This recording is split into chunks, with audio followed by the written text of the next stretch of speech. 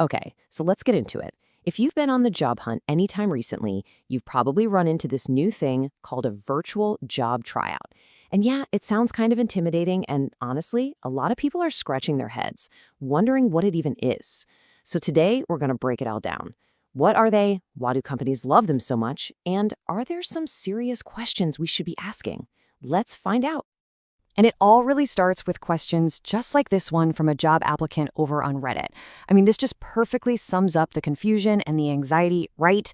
Is this a test? Am I on camera? And the big one, can I do this in my pajamas? This is exactly the kind of stuff we're going to clear up right now.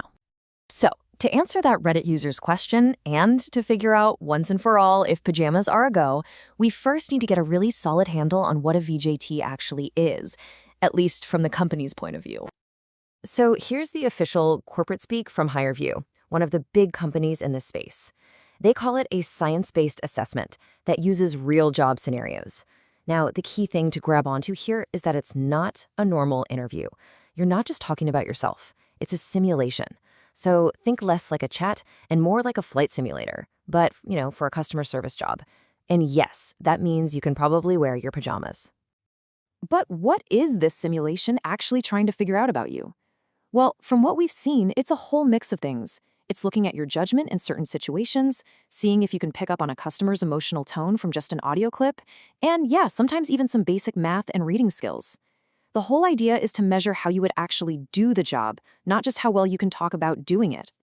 Okay, so we get what it is for the person applying. But why is this blowing up? Why is it becoming such a go-to tool for employers? Well, the business case is super strong, and it really boils down to two simple things: speed and money. First up, speed. HireVue's own studies say they see an 89% faster time to hire. In today's job market, that is a huge advantage. It means companies can just plow through these massive piles of applications and get the candidates they like in front of a real person, like almost instantly. And the other really big factor? Money. We're talking about an average savings of over $500,000 a year. Think about it. By automating all that early screening, companies cut way down on costs for travel, for logistics, and for all the human hours it takes to read every single resume. That's a powerful reason to make a change. So you combine that incredible speed with those massive cost savings, and what do you get? You get the ultimate pitch to any company out there. These tools promise this data-driven, almost scientific way to find the quote-unquote best fit for pretty much any job you can think of. On paper, it looks like the perfect, totally objective solution to the messy human process of hiring. But that's the thing, right? With that much power, with that much efficiency, you have to stop and ask a really important question.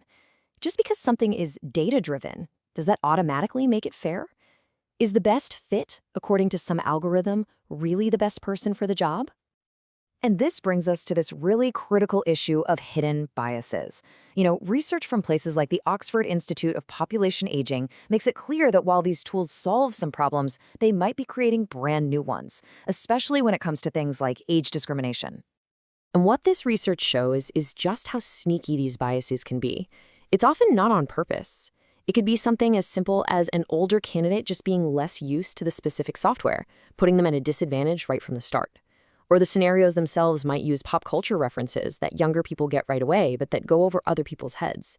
And maybe the biggest one, if the AI is trained on data from a company's current employees, who happen to be mostly young, well, it might just learn to find more people who look just like them, filtering out really experienced older applicants in the process. But the ethical red flags don't stop with bias. We also have to talk about your data and your privacy. When you're in one of these virtual tryouts, what information is really being collected about you? This quote from a research paper in Frontiers in Virtual Reality, it's pretty chilling. It suggests this isn't just about whether you picked option A or option B. These tools could potentially collect super personal data to build a biological map of who you are. So what on earth does that actually mean? Well, in practice, we could be talking about capturing your emotional responses, biomedical data like your heart rate, maybe even brain activity. And this opens up some really profound questions. Who owns that data? How is it being used to judge you? And here's a scary thought. Could that data be used against you down the road, maybe affecting your ability to get a loan or even health insurance? The line between a job assessment and straight-up surveillance gets really, really blurry. Now, it's easy to hear all that and feel pretty pessimistic. But it doesn't have to be this way. The same research that points out all these problems also suggests some pretty concrete solutions. There is a path forward to make all this virtual hiring stuff more fair and more transparent for everybody.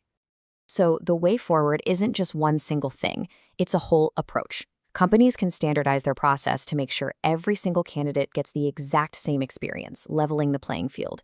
They can anonymize the tests, stripping out details like age to focus just on skill. It's also so important to have diverse, human assessors checking the AI's work and to give everyone bias training. And maybe most crucially, companies have to constantly audit their AI tools, actively hunting for and correcting any biases that sneak their way in. So here's the bottom line. Virtual job tryouts aren't going anywhere. They're just too efficient and too cheap for companies to pass up. But that leaves us with this final, really important question to think about. As we hand over more and more of the hiring process to algorithms, it's on all of us, the applicants, the companies, the regulators, to demand that these powerful new gatekeepers are built and checked to make sure that the gate to opportunity is truly open to everyone.